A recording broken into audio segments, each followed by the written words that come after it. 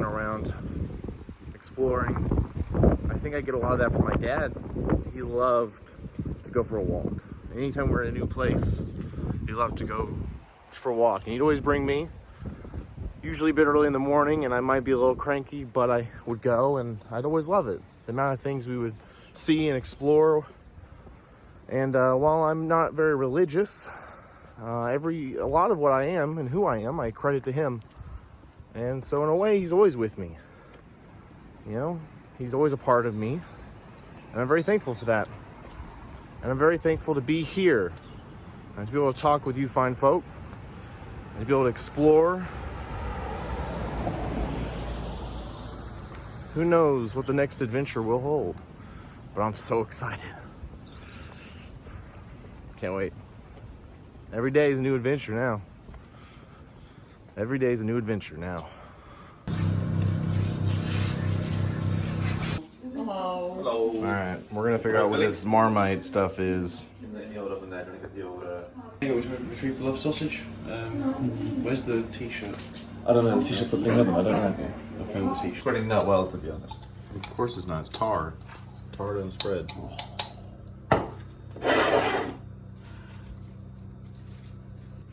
I think I'm the first person ever to say I don't mind Marmite. Yeah. It's a love or hate thing. No, Famously. I don't mind. Famously, it's a love or hate thing. mind. Oh, I see. Yeah. Okay, this is a weird breakfast. All right, y'all. I'm gonna try some of this Marmite.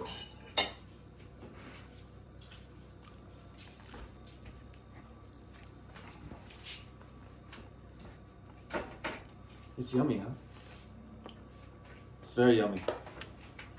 Why do you eat this? It's good, huh? Why does there more butter? Oh, shoot. Honey, peanut butter, jam. Marmite. Why? It's lovely.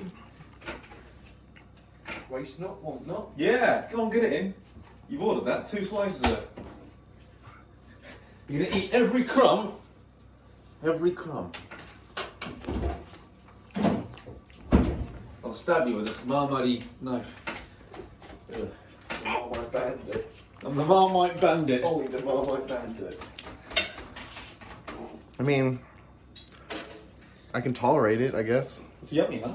No. Yeah, it is. No. It's good. So this is the wall of the cottage next to Mileham Castle. It contains bits of the castle. These round stones are what we find here. They're flints, silica crystals formed in the chalk, and they're hard. They're used for knives.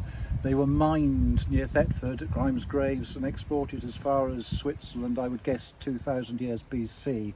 There's flint knives, huge export business. It's been running, still runs, still used in gas lighters and things. Oh. So 4,000 years of the same industry there, mining flints, but they're terrible for building.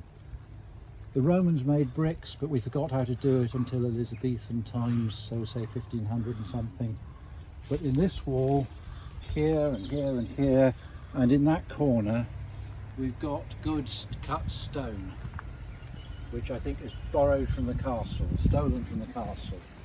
And look here, we've got a square bit and then a round bit, and a square bit with a round bit.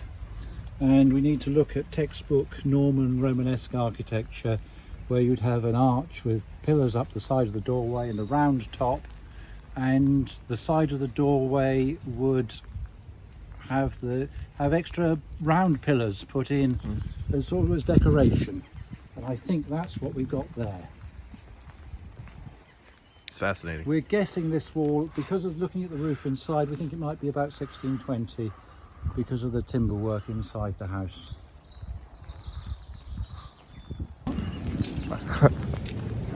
Let's go inside.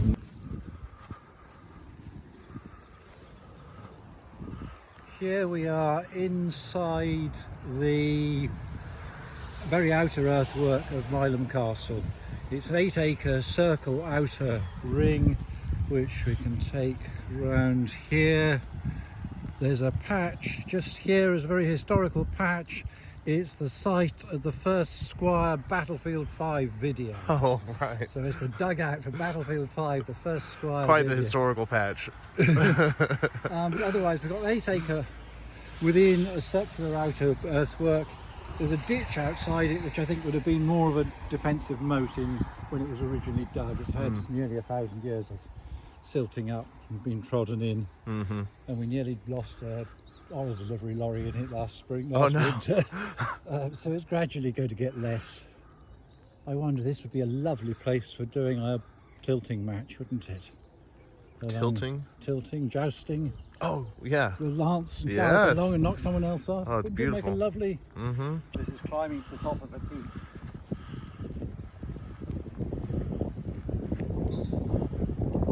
What's left of it?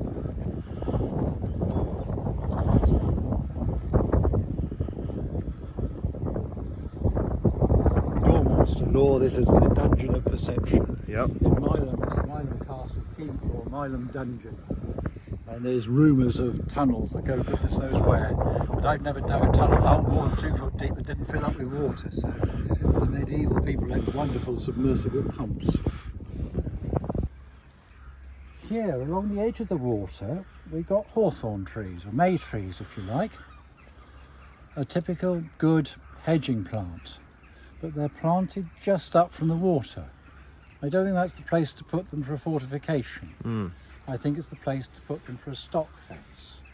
And I more and more ask what happened between when this stopped being a castle at the end of the Stephen Matilda Civil War, 19 years long winter.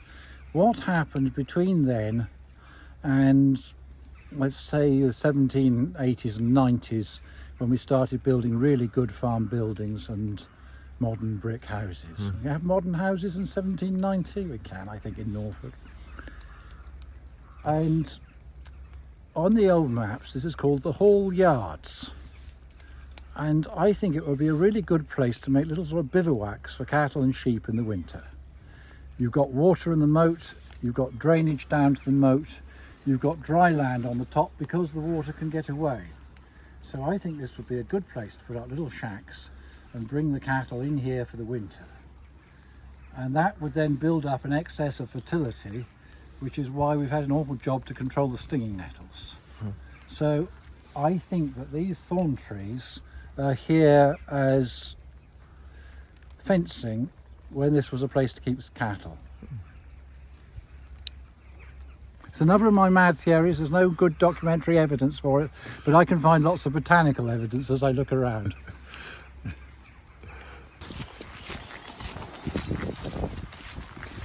Now, Oh, wow. every parish in England has one of these. So this is 1300, a preaching cross of 1300, very common in England. Now what you can observe are the thickness of the walls. At that time, they did not have the faintest idea how to build. So everything they built fell down, basically. So they rebuilt. They made the walls thicker and rebuilt. A remarkably stupid method of building. So in places the walls are 5 feet thick. Like here the wall is very nearly 5 feet thick. If you hop up here, in places it comes to nearly 5 feet thick. Jeez. With no foundation. Possibly the most stupid method of ever building. So that was done in about early 1200. There are no foundations, they just use limestone and then they put rubble inside. What? And as you can see, it's not a sound building technique. Yeah. We can credit them with having stayed upright, and that's about it. Yeah. So it's subsided because they hadn't invented foundations,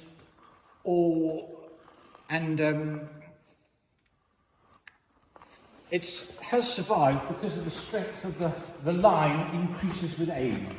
Oh. Now, so the early church was like this, very thick walls, about 1200. But as they got a bit more confident with the building, they became obsessed with light and windows. And so this went in 1340. 1320, 1340. It was state of the art in 1320, 1340. This arch is ridiculously tall, ridiculous, and it's all subsided but for some reason it's not fallen down, which, so that is about 1250, 1300, hard to say. These roofs, this is the oak roof here. There would have been an oak roof here, but the woodworm got that one. So you have to imagine these huge oak roof timbers supporting a lead roof. May have, there'd have been something similar, more likely tiles. So that is 1340, that oak roof. 1340. With the gold leaf. So there'd have been a little chapel here. There'd have been a little chapel here with a shrine, and there'd have been wooden panelling all round and curtains and an oil lamp, and no doubt there was a this indicates that there was a shrine here because the piscina is, you know, part of the communion rite for washing the communion vessel. So there was an altar. That tells you there was an altar here. And then you can see where there would have been statues. Obviously the statues were destroyed at the Reformation, and when the stone altars were replaced with the Puritan, when the Puritans came. Well, we are Puritans. I am a Puritan. The Puritans are still here, right the wrong way. So we now live in the Victorian age. Because, as we said, the Victorians built the world that we live in. This is the Grand Lord of the Manor. We built to plant all the trees. Has a very grand monument. Well, that's his, and that's his wife. I like that one. That's my favourite one. Here lieth the body of Elizabeth Skippon, a virgin who peacefully deceased in the year of our Lord, St. Mark's Eve, 1655. She will rise again pure. Pura refergum. Yes. The Latin. Why would she be buried at the most holy part of the church? She must have been a very important person. I wish I knew whether she was, I imagine she was an old lady, a sister of the priest maybe. Clearly somebody quite important. He must have been a bit with the body of Mr. John Pepys, that's another. These are related to Samuel Pepys, who was a Navy civil servant and wrote a diary about his various mistresses in London. He wrote about the fire of London, didn't Yes. he? Yeah, I know, I read that. Yes, because that would come in 1666, 8, somewhere then. One's the plague and one's the... 1666, London burned like rotten sticks. Easy to remember. These ones are sad, but worth looking at. Under this stone do lie 4 children of Thomas Brown, gentleman, and Elizabeth his wife. These pretty babes may pass as wonders who ran through the world ere they could stand or go. The shortest and the cleanest way is best. These took that to their everlasting rest. Wow. Son of someone Owen Dussing. Owen Dussing, gent. So this is the only medieval one in the church. Medieval, that is in English. It's Late medieval.